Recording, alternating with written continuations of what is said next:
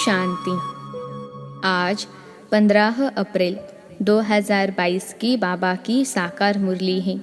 मुरली के महावाक्य है, मीठे बच्चे, तुम देवी देवता कुल के हो, तुम्हें अब पुजारी से पूज्य बनना है। बाप आए हैं तुम सबको भक्ति का फल देने। प्रश्न है, देह सहित देह के सब संबंधों से बुद्धियोग तोड़ने की सहज विधि क्या है? उत्तर है, मेरा तो एक शिव बाबा, दूसरा न कोई। इस पाठ को पक्का करो। बाबा कहते, बच्चे, देह और देह के सब संबंध दुख देने वाले हैं। तुम मुझे अपना बच्चा बनाओ तो मैं तुम्हारी इतनी सेवा करूँगा जो 21 जन्म तुम सदा सुखी रहेंगे। वारिस बनाओ तो वर्षा दूंगा, साजन बनाओ तो श्रृंगार कर स्वर्ग की महारानी बना दूंगा। भाई बनाओ, सखा बनाओ तो साथ में खेल करूंगा। मेरे साथ सब संबंध जोड़ो तो देह के संबंधों से बुद्धि निकल जाएगी। गीत है, कितना मीठा कितना प्यारा शिव भोला भगवान। ओम शांति। बच्चों ने किसकी महिमा सुनी?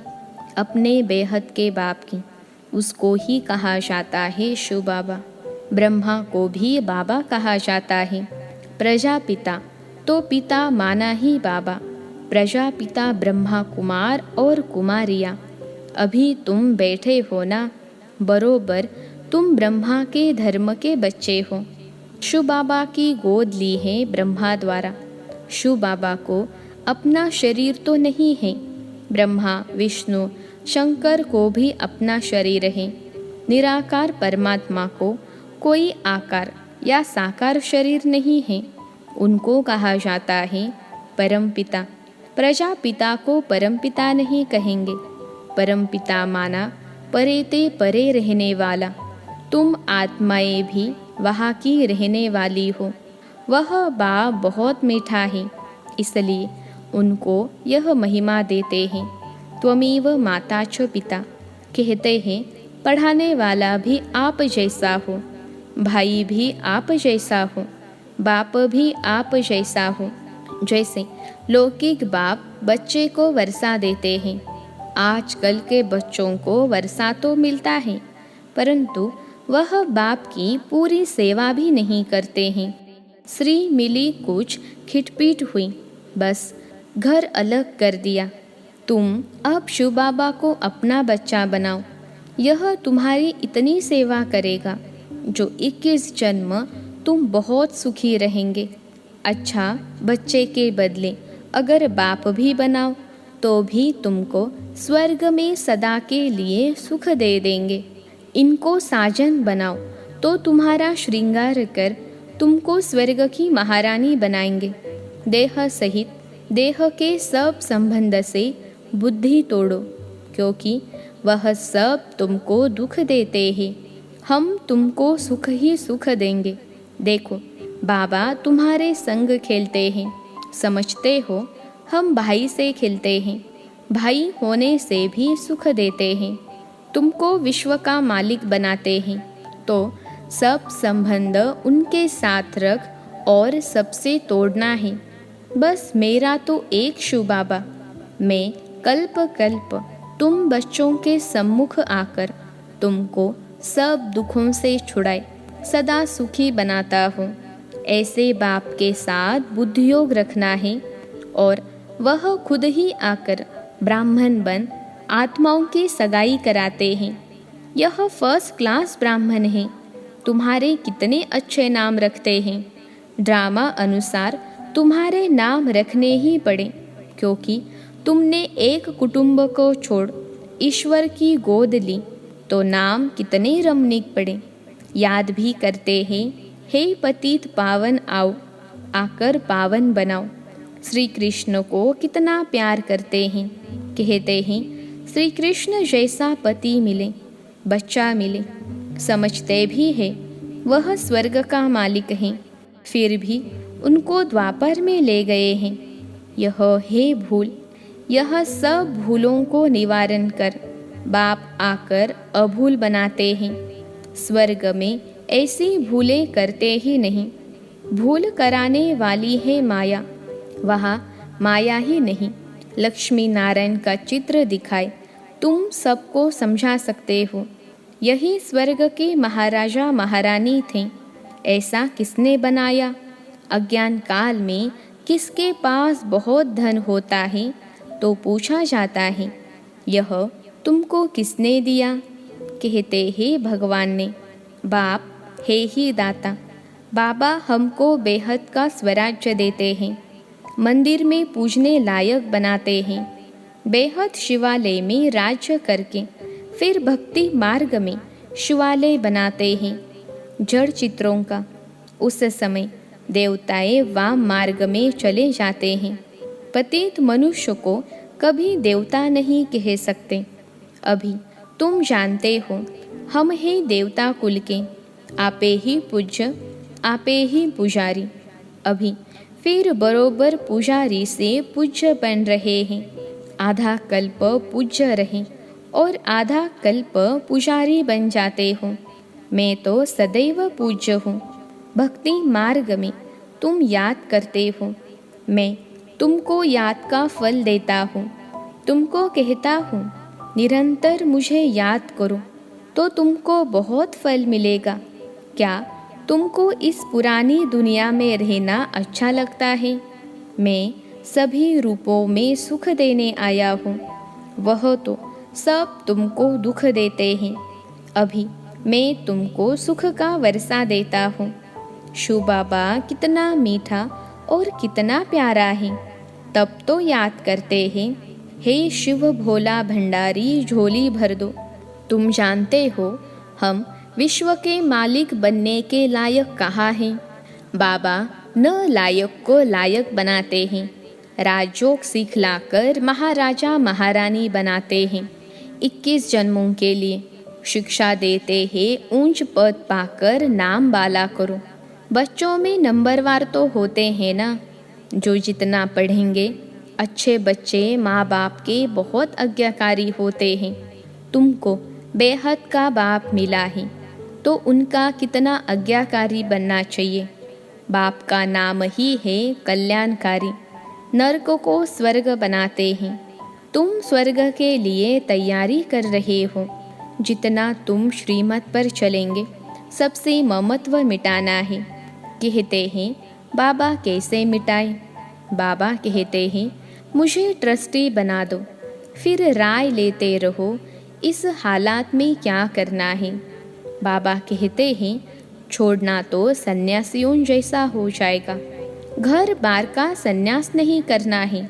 सन्यास पुरानी दुनिया का कराते हैं, वह घर बार छोड़ देते हैं, बड़ा नुकसान कर देते हैं। फिर भी पवित्र रहते हैं तो कुछ मदद करते हैं। बाकी ऐसे नहीं कि गुरु बन किसकी गति सदगति कर सकते। पवित्र बनाते हैं सो भी सिर्फ पुरुषों को। बाबा तो दोनों को नंगन होने से बचाते हैं। बाबा शिक्षा देते हैं, अगर तुम पवित्र बनकर दिखाएंगे तो पवित्र दुनिया के मालिक बनेंगे। स्वर्ग में सब सुखी होते हैं, अच्छी तरह पुरुषार्थ करेंगे। इनको अपना बच्चा बनाएंगे तो वर्षा देंगे। जो जितना वर्षा देते उतना फिर हम भी रिटर्न में देंगे, परंतु स्वर्ग में देंगे, यहाँ नहीं। मुझे जो तुम देते हो वह भी तुम बच्चों के काम में लगाता हूँ। मैं विश्व का मालिक नहीं बनता हूँ, तुम बनते हो। तुम्हारे लिए ही यह मकान आदि है, यह प्रदर्शनी है, वह भी तुम बच्चों की सर्विस है। फिर से तुमको स्वर्ग का मालिक बनाता हूँ। जितना चाहे उतना मेरे से ले लो। मुझे वारिस बनाओ या न बनाओ, अपने बच्चों से ही सुखी रहो, बाकी पवित्र रहो और एक बाप को याद करो तो अंतमति सो गति हो जाएगी। बाकी कोई झूठे मंत्र काम में नहीं आएंगे। मैं तुमको कल्याणकारी मंत्र देता हूँ। बाप और वर्षे को याद करो।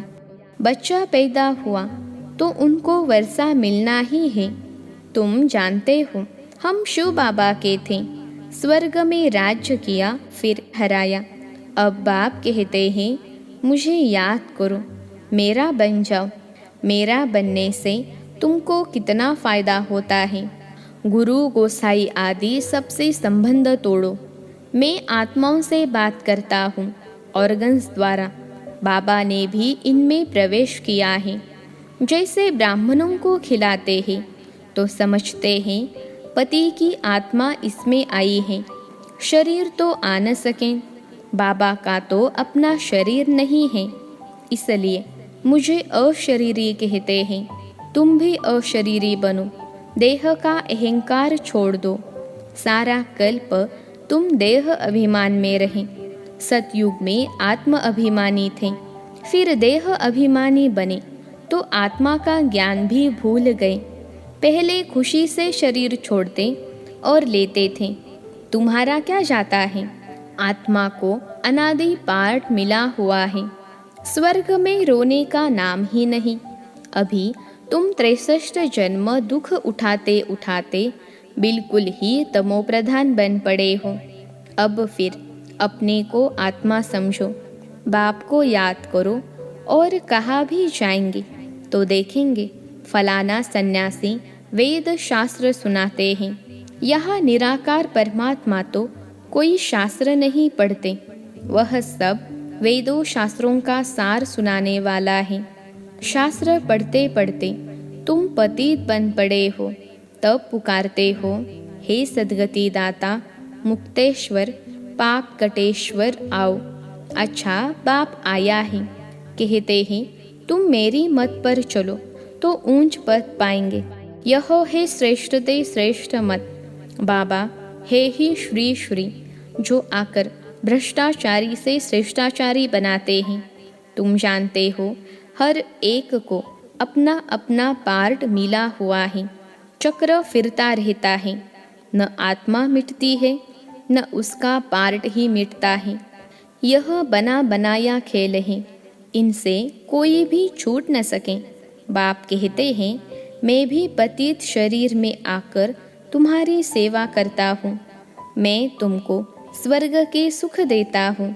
तुम फिर कितना हीरे जवाहरों के मंदिर बनाते हो, उसमें हमको बिठाते हो।